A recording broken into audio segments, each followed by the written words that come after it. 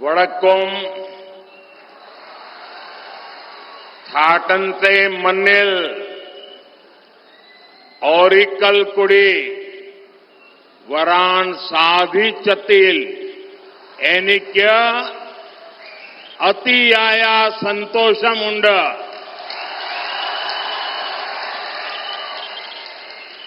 वड़क्कम Nathan Triprayar Ramaswamy मंदिर और गुरुवायूर मंदिर की इस पावन भूमि को मैं प्रणाम करता हूं। कुछ ही समय पहले मुझे त्रिपायर रामस्वामी मंदिर और गुरुवायूर मंदिर में दर्शन के लिए आने का सौभाग्य मिला था और आज मैं एक ऐसे अवसर पर आलतूर आया हूं जब चैत्र नवरात्रि का पावन पर्व चल रहा है। इस समय केरला में नए वर्ष का विशु का उत्सव मनाया जा रहा है।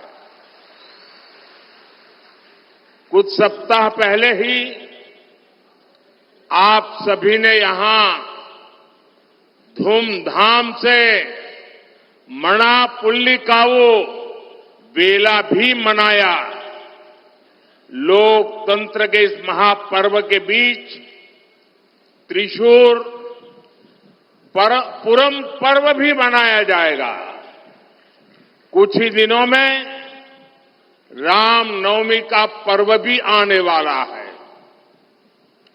यहां पड़ोस के त्रिशूर में स्थित त्रिपायर मंदिर को तो दक्षिण की अयोध्या कहा जाता है। इतने सारे संयोग बता रहे हैं कि ये समय कुछ खास है।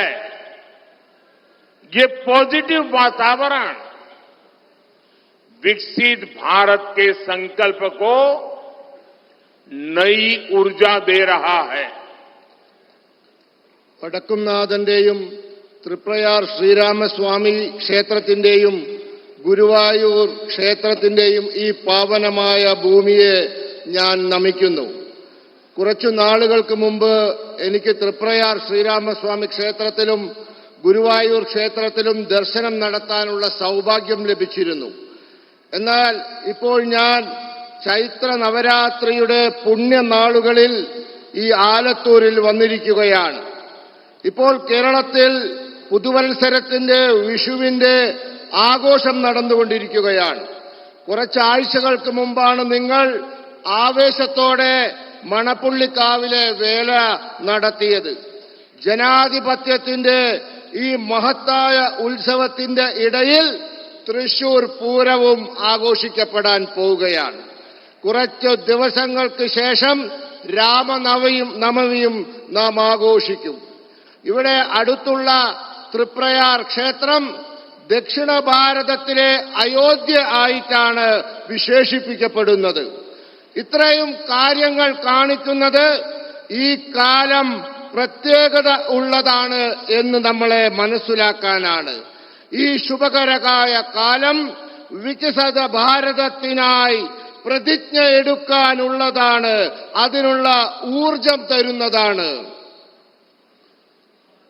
साथियों, आप सबका ये जन समर्थन और प्रेम देखकर मैं विश्वास से कह सकता हूं केरला का ये नया वर्ष एक नया आरंभ लेकर आया है। ये नववर्ष केरला के विकास का वर्ष होगा। ये नववर्ष नई राजनीति के आरंभ का वर्ष होगा।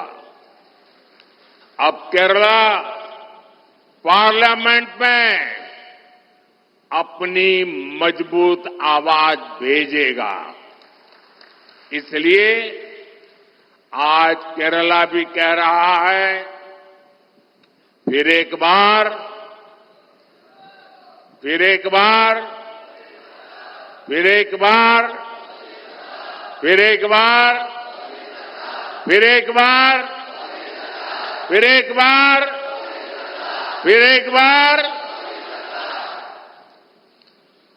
സുഹൃത്തുക്കളെ, നിങ്ങളുടെ പിന്തുണയും സ്നേഹവും കണ്ടിട്ട് ഞാൻ വിശ്വാസത്തോടെ പറയും, ഈ പുതിയ വർഷം പുതിയ തുടക്കം കൊണ്ടുവരാൻ പോവുകയാണെന്ന്. ഈ പുതിയ വർഷം കേരളത്തിന് വികസനത്തിന്റെ വർഷമായിരിക്കും, പുതിയ രാഷ്ട്രീയം തുടങ്ങുന്നതിന്റെ വർഷമായിരിക്കും. ഇത്തവണ പാർലമെന്റിലേക്ക് കേരളം തങ്ങളുടെ ശക്തമായ ശബ്ദങ്ങളെ കേൾപ്പിക്കും. അതുകൊണ്ട് ഇന്ന് കേരളം പറഞ്ഞുകൊണ്ടിരിക്കുന്നു, ഒരിക്കൽ കൂടി മോഡി സർക്കാർ. साथियों, कल नववर्ष विशु के पावन अवसर पर ही बीजेपी ने अपना संकल्प पत्र जारी किया है। बीजेपी का संकल्प पत्र देश के विकास का संकल्प पत्र है। बीजेपी के संकल्प पत्र में मोदी युडे गारंटी होती है। आयुष्मान भारत के तहत केरला के 73 लाख से ज्यादा लाभार्थियों को आर्थिक मदद मिली है। अब बीजेपी ने घोषणा की है कि 70 ईयर्स से अधिक आयु के सभी सीनियर सिटीजन्स को आयुष्मान योजना के तहत फ्री मेडिकल ट्रीटमेंट मिलेगी और यही मोदी युडे गारंटी। मोदी युडे गारंटी यानी पीएम आवास योजना में गरीबों के लिए 3 करोड़ नए घर बनेंगे, नए आवास बनेंगे। यहां केरला में भी हजारों गरीबों को नए घर मिलेंगे। मोदी युडे गारंटी यानी केरला के हर जन औषधि केंद्र पर लोगों को 80% डिस्काउंट पर सस्ती दवाई मिलती रहेगी। Medicine with 80% discount. मोदी युडे गारंटी यानी हमारे युवाओं को मुद्रा योजना में अब 10 लाख की जगह 20 लाख रुपीस का सपोर्ट मिलेगा। സുഹൃത്തുക്കളെ, ഇന്നലെ വിഷുവിന്റെ പുണ്യദിനത്തിലാണ് ബിജെപി തങ്ങളുടെ പ്രകടന പത്രിക പുറത്തിറക്കിയത്. ബിജെപിയുടെ പ്രകടന പത്രിക രാജ്യത്തിന്റെ വികസനത്തിന്റെ കാര്യപരിപാടിയാണ്. ബിജെപിയുടെ പ്രകടന പത്രികയിൽ മോദിയുടെ ഗ്യാരണ്ടിയുണ്ട്. കേരളത്തിലെ ആയുഷ്മാൻ ഭാരത് പദ്ധതിയിലൂടെ 73 ലക്ഷത്തിലധികം ഗുണഭോക്താക്കൾക്ക് സാമ്പത്തിക സഹായം ലഭിച്ചിട്ടുണ്ട്. ഇപ്പോൾ ബിജെപി വാഗ്ദാനം ചെയ്തിരിക്കുന്നു, ഇനി മുതൽ 70 വയസ്സു കഴിഞ്ഞ എല്ലാ മുതിർന്ന പൗരന്മാർക്കും ആയുഷ്മാൻ ഭാരതിലൂടെ സൗജന്യ ചികിത്സ ലഭിക്കുമെന്ന്. ഇതാണ് മോദിയുടെ ഗ്യാരണ്ടി. മോദിയുടെ ഗ്യാരണ്ടി എന്ന് പറഞ്ഞാൽ പാവങ്ങൾക്ക് പ്രധാനമന്ത്രി ആവാസ് യോജന പ്രകാരം 3 കോടി വീടുകൾ നിർമ്മിക്കും. ഇതിൽ കേരളത്തിലെ പാവപ്പെട്ട ആയിരങ്ങൾക്ക് പുതിയ വീടുകൾ ലഭിക്കും. മോദിയുടെ ഗ്യാരണ്ടി എന്ന് പറഞ്ഞാൽ കേരളത്തിലെ ജന ഔഷധി കേന്ദ്രങ്ങളിൽ നിന്നും ജനങ്ങൾക്ക് 80% കിഴിവിൽ മരുന്ന് ലഭിക്കുമെന്നതാണ്. മോദിയുടെ ഗ്യാരണ്ടി എന്ന് പറഞ്ഞാൽ ആയിരക്കണക്കിന് യുവാക്കൾക്ക് ഇനി മുതൽ 10 ലക്ഷത്തിനു പകരം 20 ലക്ഷം രൂപ മുദ്രാ പദ്ധതിയിലൂടെ സാമ്പത്തിക സഹായം ലഭിക്കുമെന്നതാണ്. साथियों, बीजेपी ने अगले 5 इयर्स के लिए विकास और विरासत दोनों का विजन सामने रखा है. एक क्षेत्र केरला का इतना बड़ा सांस्कृतिक केंद्र है. पालक्कड़ तो गेटवे ऑफ केरला कहा जाता है. यहां की प्राकृतिक सुंदरता किसी का भी मन मोह लेती है. यहां केरला में कितने ही भव्य मंदिर है, चर्च है, आस्था के स्थल है. अगले 5 इयर्स में हम केरला की इस हेरिटेज को ग्लोबल बनाने के लिए काम करेंगे. हम केरला को हाईवेज, एक्सप्रेसवेज और हाई स्पीड वंदे भारत ट्रेनों के नेटवर्क से जोड़ेंगे. और हमारे सुरेश जी का जब एमपी थे तब भी वंदे भारत नेटवर्क के लिए बहुत ही आग्रह रहता, पूरी डिजाइन बना करके लाते थे. और आज मैं आपको वादा करता हूं, हम इन सारे कामों की दिशा में आगे बढ़ेंगे. यहां पर्यटन के अवसरों को बहुत संभावना है. केरल में जितना लाभ लेना चाहिए अभी तक लिया नहीं है. और इसलिए हम टूरिज्म को बढ़ावा देने के लिए हर प्रकार के प्रयास करेंगे. സുഹൃത്തുക്കളെ, ബിജെപി അടുത്ത 5 വർഷത്തേക്ക് വികസനവും പാരമ്പര്യവും രണ്ടിനും പ്രാധാന്യം കൊടുക്കുന്ന ഒരു സങ്കല്പമാണ് മുന്നോട്ട് വെച്ചിട്ടുള്ളത്. കേരളം എന്ന പ്രദേശം വലിയ സാംസ്കാരിക കേന്ദ്രമാണ്. പാലക്കാട് കേരളത്തിലേക്കുള്ള പ്രവേശന കവാടമാണെന്നാണ് അറിയപ്പെടുന്നത്. ഇവിടുത്തെ പ്രകൃതി ഭംഗി ആരുടെ മനസ്സിനെയും മോഹിപ്പിക്കുന്നതാണ്. ഇവിടെ കേരളത്തിൽ എത്ര ഗംഭീരമായ ക്ഷേത്രങ്ങളുണ്ട്, പള്ളികളുണ്ട്, മറ്റാരാധനാ കേന്ദ്രങ്ങളുണ്ട്. അടുത്ത 5 വർഷങ്ങൾക്കുള്ളിൽ നമ്മൾ കേരളത്തിന്റെ ഈ പാരമ്പര്യത്തെ അന്തർദേശീയവൽക്കരിക്കാൻ പോവുകയാണ്. നമ്മൾ കേരളത്തെ ഹൈവേകൾ, എക്സ്പ്രസ് വേകൾ, അതിവേഗ വന്ദേ ഭാരത് തീവണ്ടികൾ എന്നിവയുടെ നെറ്റ്വർക്കിലൂടെ ബന്ധിപ്പിക്കും. നമ്മുടെ പ്രിയപ്പെട്ട സുരേഷ് ഗോപി സ്ഥിരമായി എന്നെ വന്ന് കണ്ട് വന്ദേ ഭാരതിന്റെ പുതിയ ഡിസൈനുകൾ കാണിച്ച് അങ്ങനെ വേണം ഇങ്ങനെ വേണമെന്നൊക്കെ പറയാറുണ്ട്. ആ എല്ലാ ആവശ്യങ്ങളും നമ്മൾ പരിഗണിച്ച് യാഥാർത്ഥ്യമാക്കുമെന്ന് ഉറപ്പു നൽകുന്നു. കേരളത്തിന് വിനോദസഞ്ചാര രംഗത്ത് വലിയ സാധ്യതകളുണ്ട്.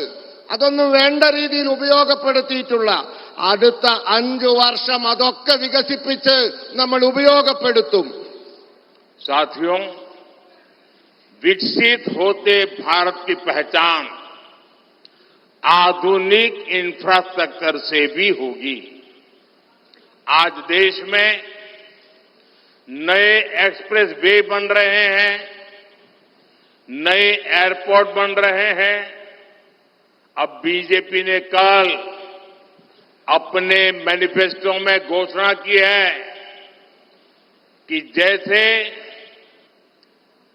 पश्चिम भारत में अहमदाबाद मुंबई के बीच बुलेट ट्रेन का काम चल रहा है, आने वाले कुछ समय में ये काम पूरा होकर के बुलेट ट्रेन दौड़ना शुरू करेगी।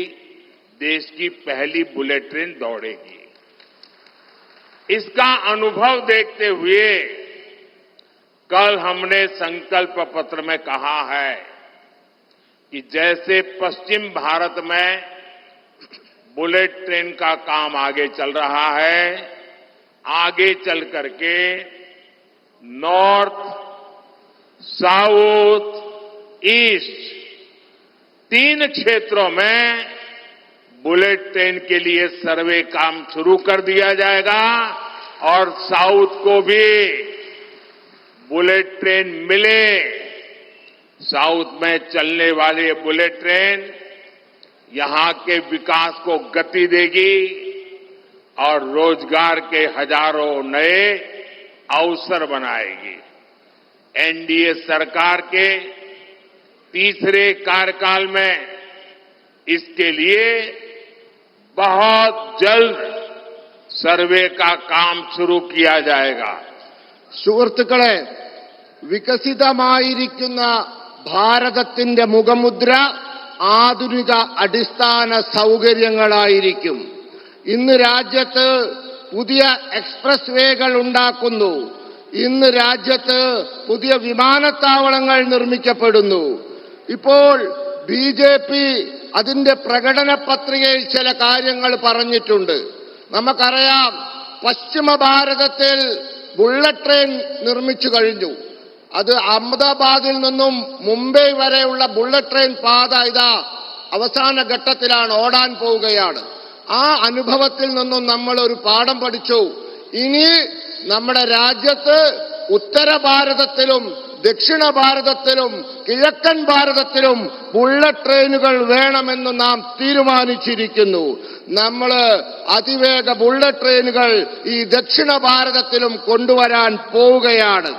അങ്ങനെ ഈ ബുള്ളറ്റ് ട്രെയിൻ നമ്മുടെ പ്രദേശത്ത് വന്നാൽ ആ ബുള്ളറ്റ് ട്രെയിൻ നമ്മുടെ വികസനത്തിന്റെ വേഗത കൂട്ടും, അനേകായിരം തൊഴിലവസരങ്ങൾ സൃഷ്ടിക്കും. ഒരു കാര്യം ഉറപ്പു നൽകാം, വരാൻ പോകുന്ന എൻഡിഎയുടെ മൂന്നാമത്തെ സർക്കാർ എത്രയും പെട്ടെന്ന് തന്നെ ഈ ബുള്ളറ്റ് ട്രെയിനിന്റെ സർവേ ജോലി ആരംഭിക്കുന്നതായിരിക്കും. साथियों, ये चुनाव देश के भविष्य के लिए फैसले लेने का चुनाव है। ये चुनाव आपके उज्जवल भविष्य की गारंटी के लिए चुनाव है। ये चुनाव आपके बच्चों के उज्जवल जीवन के लिए गारंटी देने का चुनाव है। केरल के लोगों ने लास्ट 10 इयर्स में देखा है कि कैसे एनडीए सरकार ने दुनिया भर में भारत की साख बढ़ाई है। कांग्रेस सरकार ने भारत की छवि कमजोर देश की बना दी थी। बीजेपी सरकार ने भारत को एक मजबूत देश बनाया है।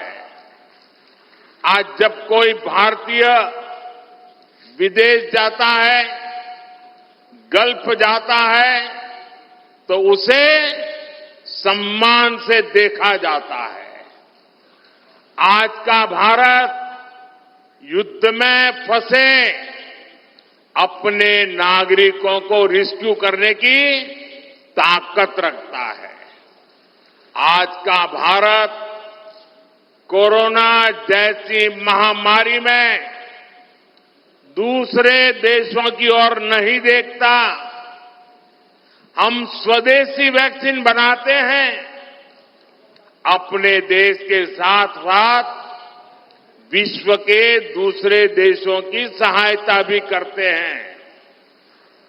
मैं बताना चाहता हूं, लास्ट 10 इयर्स में जो हुआ है, आपको लगता है बहुत कुछ हुआ है, पूरे देश में बदल रहा है, लेकिन मोदी क्या कहता है? मोदी तो कहता है 10 साल में इतना सारा भले हुआ, लेकिन जो हुआ है ना वो तो ट्रेलर है, ट्रेलर। अभी तो बहुत कुछ करना है। अभी तो हमें हमारे देश को, हमारे केरला को बहुत आगे लेकर जाना है। സുഹൃത്തുക്കളെ, ഈ തെരഞ്ഞെടുപ്പ് രാജ്യത്തിന്റെ ഭാവി നിശ്ചയിക്കുന്ന തെരഞ്ഞെടുപ്പാണ്. ഈ തെരഞ്ഞെടുപ്പ് നിങ്ങളുടെ ഓരോരുത്തരുടെയും ഭാവി നിശ്ചയിക്കുന്ന തെരഞ്ഞെടുപ്പാണ്. നിങ്ങളുടെ കുട്ടികളുടെ ഭാവി നിശ്ചയിക്കുന്ന തെരഞ്ഞെടുപ്പാണ്. അതിനനുസരിച്ചുള്ള തീരുമാനം നാം എടുക്കണം. കേരളത്തിലെ ജനങ്ങൾ കണ്ടതാണ് കഴിഞ്ഞ 10 വർഷത്തിനുള്ളിൽ ലോകത്ത് ഭാരതത്തിന്റെ യശസ് എത്ര ഉയർന്നു എന്നുള്ളത്. കോൺഗ്രസിന്റെ ഭരണകാലത്ത് ലോകം നമ്മളെ നോക്കിയത് ഒരു ദുർബല രാജ്യമായിട്ടായിരുന്നു. എന്നാൽ ഇന്ന് നമ്മളെ ലോകം നോക്കിക്കാണുന്നത് കരുത്തുറ്റ ഒരു രാജ്യമായിട്ടാണ്. ഇന്ന് ആരെങ്കിലും വിദേശത്ത് പോയാൽ, ഗൾഫിൽ പോയാൽ അവർക്ക് അറിയാം അവരെ രാജ്യത്തിന് കിട്ടുന്ന ബഹുമാനം അവർക്കും കിട്ടുന്നു. അവരെ എത്ര ബഹുമാനത്തോടാണ് നോക്കിക്കാണുന്നത് എന്ന്. ഇന്ന് ഭാരതം യുദ്ധരംഗത്ത് പെട്ടുപോയ നമ്മുടെ പൗരന്മാരെ തിരിച്ചു കൊണ്ടുവരാൻ, രക്ഷിച്ചു കൊണ്ടുവരാനുള്ള ശക്തിയുള്ള രാജ്യമായി മാറിയിരിക്കുന്നു. ഇന്ന് ഭാരതം കൊറോണ പോലുള്ള മഹാമാരികളുടെ കാലത്ത് സഹായത്തിനായി മറ്റു രാജ്യങ്ങളെ ആശ്രയിക്കുന്നില്ല. ഇന്ന് നാം തദ്ദേശീയമായി വാക്സിൻ ഉണ്ടാക്കുന്നു. നമ്മുടെ ആവശ്യങ്ങൾ പൂർത്തീകരിക്കുന്നതോടൊപ്പം മറ്റു രാജ്യങ്ങളെ സഹായിക്കുകയും ചെയ്യുന്നു. ഞാൻ പറയാൻ ആഗ്രഹിക്കുന്നു, കഴിഞ്ഞ 10 വർഷം കണ്ടത് നിങ്ങൾ വിചാരിക്കും വലിയ കാര്യങ്ങളൊക്കെ നടന്നു, എല്ലാം തീർന്നു എന്ന്. എന്നാൽ അങ്ങനെയൊന്നുമല്ല. കഴിഞ്ഞ 10 വർഷം കണ്ടത് കേവലം സിനിമയുടെ ട്രെയിലർ മാത്രമാണ്. ഇനിയാണ് കാണാനിരിക്കുന്നത്. നമുക്ക് വളരെ കാര്യങ്ങൾ ചെയ്യാനുണ്ട്. നമുക്ക് രാജ്യത്തെ വളരെ ദൂരം കൊണ്ടുപോകാനുണ്ട്. साथियों, एनडीए सरकार नारायण गुरु के उन विचारों पर काम करती है। हमारी प्राथमिकता है गरीब कल्याण और लोक कल्याण। इसलिए लास्ट 10 इयर्स में एनडीए सरकार में जल जीवन मिशन के तहत केरला में 36 लाख से ज्यादा नल से जल कनेक्शन मिले हैं। लेकिन मुझे दुख के साथ कहना है, पूरे देश में जिस गति से जल जीवन मिशन चला है, केरला में यहां की सरकार उतना चलने नहीं दे रही है। वो भ्रष्टाचार की तलाश में होते हैं और इसलिए आज भी केरल में घरों में पीने का पानी का संकट है। अगर हिंदुस्तान में कोई सुनेगा कि राजस्थान में पानी का संकट है या गुजरात में पानी का संकट है, तो लोगों को लगता है कि हां यार मुसीबत है। केरल में पानी का संकट ये यहां की सरकार की विफलता का जीता जागता सबूत है। और मैं गारंटी देता हूं, मैं हर घर नल से जल पहुंचाना चाहता हूं। आप मुझे आशीर्वाद दीजिए। अब इतना कर लीजिए। സുഹൃത്തുക്കളെ, എൻഡിഎ സർക്കാർ ശ്രീനാരായണ ഗുരുദേവന്റെ ആദർശങ്ങളിൽ ഉറച്ചു നിന്നുകൊണ്ട് ജോലി ചെയ്യുന്നതാണ്. നമ്മുടെ പ്രത്യേകത പാവങ്ങളുടെ ക്ഷേമവും ജനങ്ങളുടെ ക്ഷേമവുമാണ്. അതുകൊണ്ട് കഴിഞ്ഞ 10 വർഷം കൊണ്ട് എൻഡിഎ സർക്കാർ ജൽ ജീവൻ മിഷൻ പദ്ധതിയിലൂടെ 36 ലക്ഷത്തിലധികം പൈപ്പ് കണക്ഷനുകൾ കേരളത്തിൽ നൽകി. പക്ഷേ ദുഃഖകരമെന്ന് പറയട്ടെ, കേരളത്തിൽ അതിന്റെ വേഗത പോരാ. ഇവിടത്തെ സർക്കാരിന് അതിനൊന്നും താൽപ്പര്യമില്ല. അഴിമതി നടത്തി പണമുണ്ടാക്കാനുള്ള ശ്രദ്ധയിലാണ് അവർ. ഗുജറാത്തിൽ വെള്ളമില്ല, ശരിയാണ്. രാജസ്ഥാനിൽ വെള്ളമില്ല, ആളുകൾ പറയും ശരിയാണ്, അവിടെ കുഴപ്പങ്ങളുണ്ട്. പക്ഷെ കേരളം അങ്ങനെയാണോ? കേരളത്തില് ജലം ലഭിക്കുന്ന സംസ്ഥാനത്ത് പോലും എല്ലാ വീട്ടിലും വേണ്ട സ്പീഡിൽ, വേഗതയിൽ കേന്ദ്രം കൊടുക്കുന്ന പൈസക്കനുസരിച്ച് വെള്ളം എത്തിക്കുന്നില്ല. എന്നാൽ ഞാൻ നിങ്ങൾക്ക് ഉറപ്പ് നൽകുന്നു, നിങ്ങൾ എന്നെ അനുഗ്രഹിച്ചാൽ ഞാൻ ഇവിടത്തെ ഓരോ വീട്ടിലും പൈപ്പിൽ വെള്ളം എത്തിക്കുമെന്ന് ഇതാ വാഗ്ദാനം നൽകുന്നു. पीएम गरीब कल्याण अन्न योजना से करीब 1 करोड़ 50 लाख लाभार्थियों उनको मुफ्त राशन मिल रहा है। बीजेपी ने संकल्प पत्र में एक गारंटी दी है कि ये योजना अगले 5 साल बढ़ाई जाएगी और आने वाले 5 साल भी मुफ्त राशन मिलता रहेगा। एनडीए सरकार केरला में फिशरीज क्लस्टर्स बनाकर यहां के मछुआरों का जीवन बदलने के लिए काम करेगी।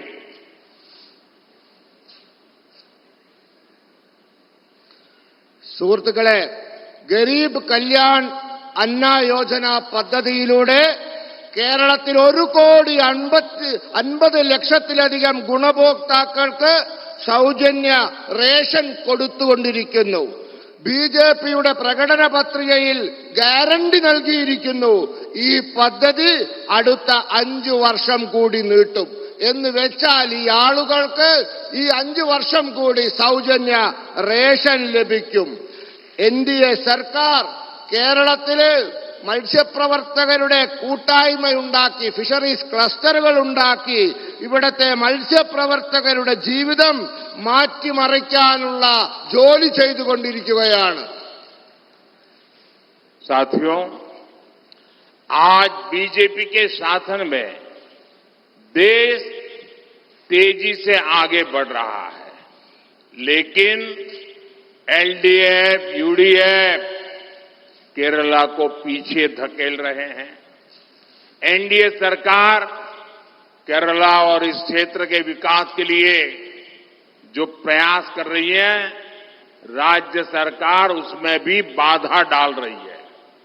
ये लोग नेशनल हाईवेज के प्रोजेक्ट भी रोकना चाहते हैं, क्योंकि लेफ्ट सरकारों का एक ही कैरेक्टर है। लेफ्ट वालों का एक ही कैरेक्टर है, चाहे वो त्रिपुरा में हो तो भी ऐसा ही करते थे, बंगाल में थे तब भी ऐसा ही करते थे, और केरल में भी जब मौका मिलता है ऐसा ही करते हैं। लेफ्ट वालों का कैरेक्टर क्या है? Nothing left and nothing right, यानी जहां लेफ्ट का शासन होता है वहां कुछ भी बाकी नहीं रहता और कुछ भी सही नहीं होता। इन्होंने बंगाल को बदहाल बनाया, ये लोग त्रिपुरा में भी ताश दिलाए थे, वही काम ये केरला में भी कर रहे हैं। സുഹൃത്തുക്കളെ, ഇന്ന് ബിജെപിയുടെ ഭരണത്തിൽ രാജ്യം വേഗത്തിൽ മുന്നോട്ട് കുതിക്കുകയാണ്. എന്നാൽ എൽഡിഎഫും യുഡിഎഫും കേരളത്തെ പിന്നോട്ട് വലിക്കുകയാണ്. എൻഡിഎ സർക്കാർ കേരളത്തിന്റെയും ഈ പ്രദേശത്തിന്റെ വികസനത്തിന്റെയും പ്രവർത്തനത്തിനായി പ്രവർത്തിക്കുകയാണ്. സംസ്ഥാന സർക്കാർ ആവട്ടെ ആ പ്രയാസങ്ങൾക്കെല്ലാം തടസ്സം സൃഷ്ടിക്കുകയാണ്. ഈ ആളുകൾ ദേശീയ ഹൈവേ നിർമ്മാണ പദ്ധതി പോലും തടസ്സപ്പെടുത്തുകയാണ്. ഇതിനൊരു കാരണമുണ്ട്. ഇത് ഇടതിന്റെ സ്വഭാവമാണ്. ഇതാണ് അവരുടെ സ്വഭാവം. അത് ബംഗാളിലും അങ്ങനെയായിരുന്നു, ത്രിപുരയിലും അങ്ങനെയായിരുന്നു, ഇപ്പൊ കേരളത്തിലും അങ്ങനെയാണ്.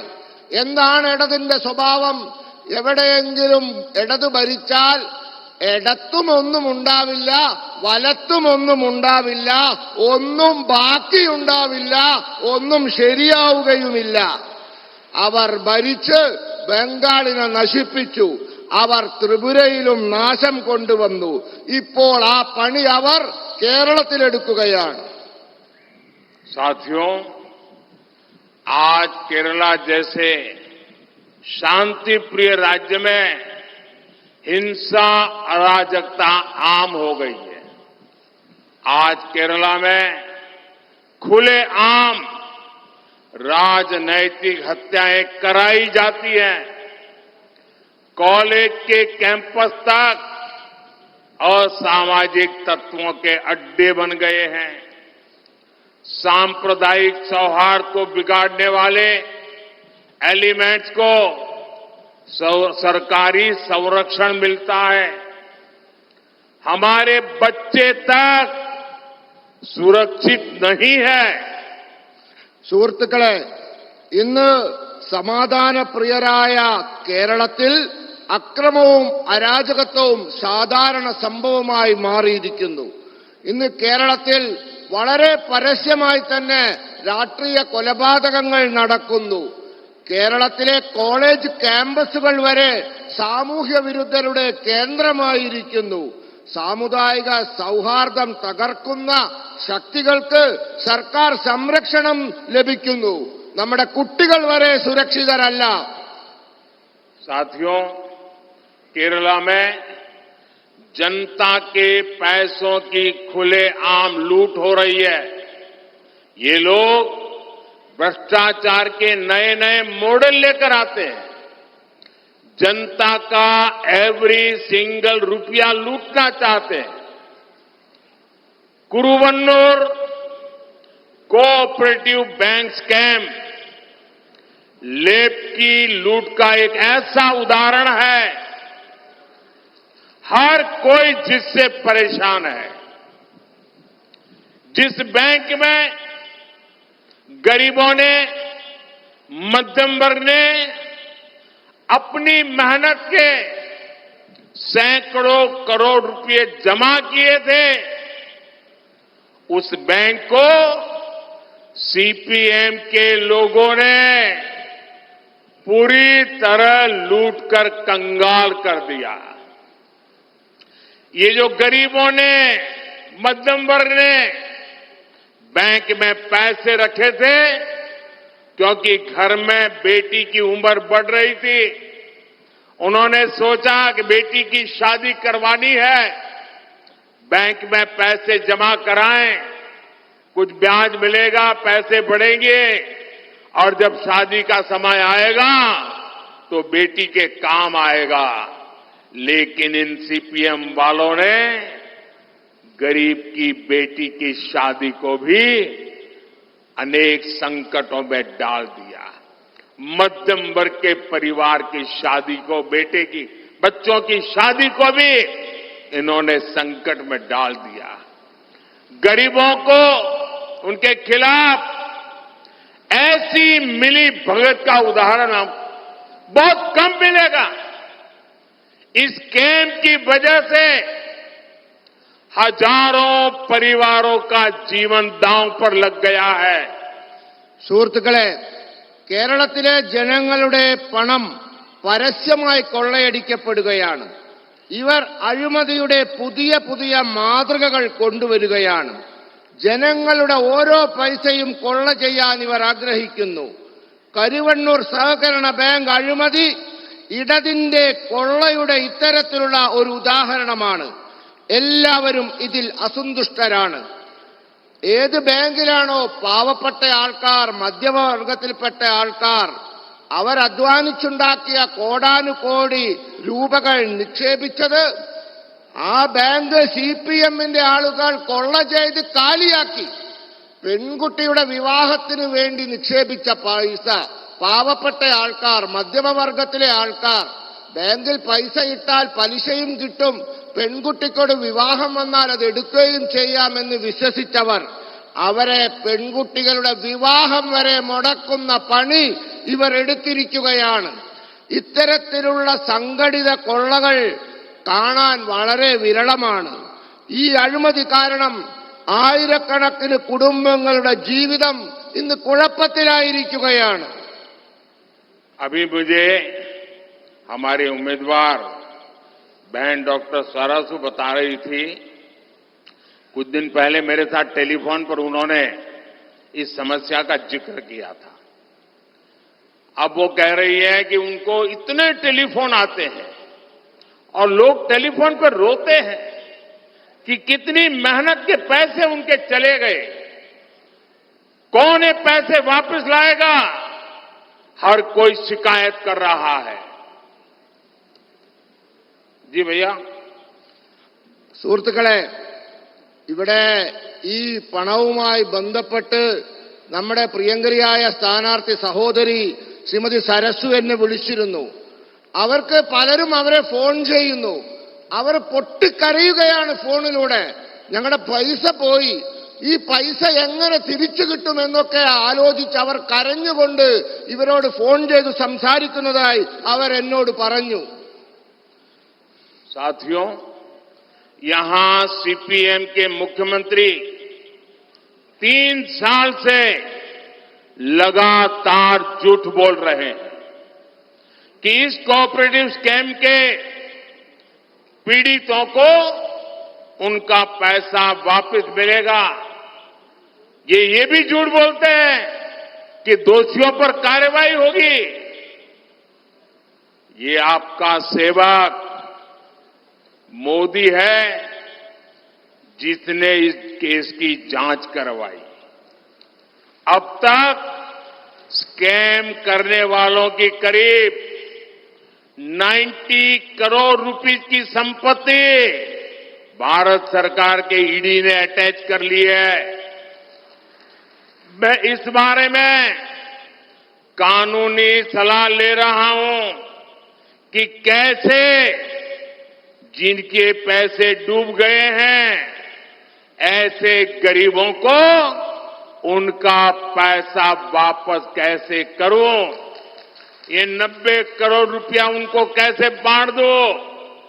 बीजेपी सरकार पहले भी देश में 17,000 करोड़ रुपए ऐसे स्कैम पीड़ितों को वापस दिलवा चुकी है. इसलिए मैं इस कोऑपरेटिव स्कैम के पीड़ितों को भरोसा देता हूं कि उनका पैसा वापस दिलाने में भाजपा और मेरी सरकार कोई कसर बाकी नहीं छोड़ी जाएगी. സുഹൃത്തുക്കളെ, ഇവിടെ സിപിഎമ്മിന്റെ മുഖ്യമന്ത്രി 3 വർഷമായി നുണ പറഞ്ഞുകൊണ്ടിരിക്കുകയാണ്. ഈ സഹകരണ കൊള്ളയിൽ പണം നഷ്ടപ്പെട്ടവർക്ക് അവരുടെ പണം തിരിച്ചു നൽകുമെന്നും കുറ്റക്കാർക്കെതിരെ നടപടിയുണ്ടാവുമെന്നുമൊക്കെയാണ് നുണ പറയുന്നത്. എന്നാൽ നിങ്ങളുടെ സേവകനായ മോദിയാണ് ഈ കേസിൽ അന്വേഷണം നടത്തിയത്. ഇതുവരെ ഈ കേസിൽ ഏതാണ്ട് 90 കോടി രൂപയിലധികം സമ്പത്ത് ഭാരത സർക്കാരിന്റെ ഇഡി കണ്ടുകെട്ടിയിരിക്കുകയാണ്. ഞാൻ ഇപ്പോഴും നിയമജ്ഞരുമായി ചർച്ച ചെയ്തുകൊണ്ടിരിക്കുകയാണ്. പാവങ്ങളുടെ പണം എങ്ങനെ തിരിച്ചു കൊടുക്കാം, ഈ പിടിച്ചെടുത്ത 90 കോടി രൂപ അവർക്ക് എങ്ങനെ കൊടുക്കാമെന്ന് ഞാൻ ചർച്ച ചെയ്തുകൊണ്ടിരിക്കുകയാണ്. ഭാരത സർക്കാർ കഴിഞ്ഞ കാലങ്ങളിൽ 17,000 കോടി രൂപ ഇത്തരത്തിൽ അഴിമതിയാൽ വഞ്ചിക്കപ്പെട്ടവരുടേത് പിടിച്ചെടുത്ത് തിരിച്ചു കൊടുത്തിട്ടുണ്ട്. അതുകൊണ്ട് ഈ കരുവണ്ണൂർ സഹകരണ കൊള്ളയിൽ വഞ്ചിതരായവർക്ക് ഞാൻ ഉറപ്പ് നൽകുന്നു, നിങ്ങളുടെ പണം തിരിച്ചു തരാൻ സാധ്യമായതെല്ലാം മോദി സർക്കാർ, ബിജെപി സർക്കാർ ചെയ്യും. അതിനുവേണ്ടി ഏത് തറ്റം വരെയും ഞങ്ങൾ പോകും. साथियों, कांग्रेस के एक बड़े नेता जिनको यूपी में अपनी खानदानी सीट पर इज्जत बचाना मुश्किल हो गया है और उन्होंने केरला में अपना नया ठिकाना बना लिया है। चुनाव जीतने के लिए यहां कांग्रेस ने उस संगठन के पॉलिटिकल विंग से बैकडोर समझौता किया है जिसको देश में देश विरोधी प्रवृत्ति के लिए बैन किया गया है। लेकिन क्या आपने कभी सुना है कांग्रेस के इन नेताओं के मुंह से कभी भी कोऑपरेटिव बैंक के स्कैम के लिए कैसे पैसे लूटे हैं एक शब्द बोलते हैं क्या? कांग्रेस के ये युवराज केरला के लोगों से वोट तो मांगेंगे, लेकिन आपके हक में, आपके मुद्दों पर एक शब्द भी नहीं बोलेंगे। സുഹൃത്തുക്കളെ, കോൺഗ്രസിന്റെ ഒരു വലിയ നേതാവ് അയാൾക്ക് യുപിയിലെ സ്വന്തം കുടുംബത്തിന്റെ സീറ്റിൽ അഭിമാനം സംരക്ഷിക്കാൻ ബുദ്ധിമുട്ടാണെന്ന് മനസ്സിലായപ്പോൾ കേരളത്തെ പുതിയ കേന്ദ്രമാക്കിയിട്ടുണ്ട്. മാത്രവുമല്ല, തെരഞ്ഞെടുപ്പിൽ ജയിക്കാൻ വേണ്ടി അവർ രാഷ്ട്രീയ സഖ്യമുണ്ടാക്കിയിരിക്കുന്നത് രാജ്യത്ത് നിരോധിക്കപ്പെട്ട സംഘടനകളുമായിട്ടാണ്. എന്നാൽ ആ നേതാവ് സഹകരണ കൊള്ളയെപ്പറ്റി എന്തെങ്കിലും ഒരു അക്ഷരം പറഞ്ഞതായി നിങ്ങൾ കേട്ടിട്ടുണ്ടോ? കോൺഗ്രസിന്റെ യുവ നേതാവ് കേരളത്തിലെ ജനങ്ങളോട് വോട്ട് ചോദിക്കും, പക്ഷെ നിങ്ങളുടെ അവകാശങ്ങൾക്കായി, നിങ്ങളുടെ പ്രശ്നങ്ങൾക്കായി അതിനെ സംബന്ധിച്ച് ഒരക്ഷരം പറയില്ല. केरला के लोगों को एलडीएफ, यूडीएफ दोनों से सावधान रहना है। केरला में भले ही कांग्रेस पार्टी लेफ्ट के लोगों को आतंकवादी कहती है, लेकिन दिल्ली में ये लोग एक साथ बैठकर चुनावी गठजोड़ करते हैं, एक ही थाली में खाते हैं। यहां केरला से बाहर निकलते ही पड़ोस में तमिलनाडु में ही दोनों पार्टियां एक साथ मिलकर चुनाव लड़ रही है। यहां भाषण देते हैं कि आतंकवादी है और वहां मिलकर के चुनाव लड़ते हैं। और जो लेफ्ट वाले लोग कांग्रेस पर परिवारवाद के आरोप लगाते थे, अब वो खुद उनसे परिवारवाद के फायदे क्या है इसके टिप्स ले रहे हैं। ये लोग इंडी अलायंस बनाकर साथ आए हैं क्योंकि ये जानते हैं कि मोदी इनके लूट के सब ठिकानों को ठप कर रहा है। इसलिए चाहे लेफ्ट हो या कांग्रेस, सबके निशाने पर मोदी ही है। लेकिन मैं आपको गारंटी देता हूं, बीजेपी और एनडीए को दिया गया आपका एक एक वोट गरीब के एक एक पैसे का हिसाब करेगा। സുഹൃത്തുക്കളെ, കേരളത്തിലെ ജനങ്ങൾ എൽഡിഎഫിനെയും യുഡിഎഫിനെയും രണ്ടിനെയും സൂക്ഷിക്കണം. കേരളത്തിലെ കോൺഗ്രസുകാർ, ഇടതുപക്ഷക്കാർ തീവ്രവാദികളാണെന്ന് പറയും. എന്നാൽ ഡൽഹിയിൽ ഇരുന്ന് ഇവർ ഒരുമിച്ച് ഇരുന്ന് തിരഞ്ഞെടുപ്പ് സഖ്യമുണ്ടാക്കും, ഒരു പ്ലേറ്റ് ആഹാരവും കഴിക്കും. കേരളത്തിന് പുറത്തു കടന്നാൽ ഈ തമിഴ്നാട് എത്തിയാൽ മതി, രണ്ടു പാർട്ടികളും ഒരുമിച്ച് തെരഞ്ഞെടുപ്പിൽ മത്സരിക്കുകയാണ്. അതോടൊപ്പം ഇടതുപക്ഷക്കാർ പറയും കോൺഗ്രസുകാർ കുടുംബാധിപത്യക്കാരാണെന്ന്. പക്ഷേ ഇപ്പോൾ ഇടതന്മാർ കോൺഗ്രസിൽ നിന്നും കുടുംബാധിപത്യത്തിന്റെ പാഠങ്ങൾ പഠിച്ചുകൊണ്ടിരിക്കുകയാണ്. ഇവർ ഇന്ത്യ സഖ്യം ഉണ്ടാക്കിയത് എന്തിനാണെന്നറിയാമോ? ഇവർക്കറിയാം മോദി ഇവരുടെ കൊള്ളയുടെ എല്ലാ സങ്കേതങ്ങളും തകർക്കുമെന്നിവർക്കറിയാം. അതുകൊണ്ടാണ് ഇവർ ഇന്ത്യ സഖ്യമുണ്ടാക്കിയത്. അതുകൊണ്ട് ഇവിടത്തെ ഇടതിന്റെയും കോൺഗ്രസിന്റെയും ലക്ഷ്യം മോഡിയാണ്. എന്നാൽ ഞാൻ നിങ്ങൾക്ക് ഉറപ്പു തരുന്നു, നിങ്ങൾ ബി.ജെ.പിക്ക് നൽകുന്ന ഓരോ വോട്ടും പാവങ്ങളുടെ ഓരോ പൈസയും സംരക്ഷിക്കുമെന്ന്. साथियों, 26 अप्रैल ये केरला के लिए विकास के संकल्प का दिन होगा. केरल के उज्जवल भविष्य के लिए वोट करने का दिन होगा. मेरी अपील है कि वोटिंग के दिन आप आलातूर से डॉक्टर T.N. सरसो, त्रिशूर से श्री सुरेश गोपी, पोन्नानी से श्रीमती निवेदिता सुब्रमण्यम, मलप्पुरम से श्री V.C. अब्दुल सलाम और चालाकुड़ी से एनडीए उम्मीदवार श्री K.A.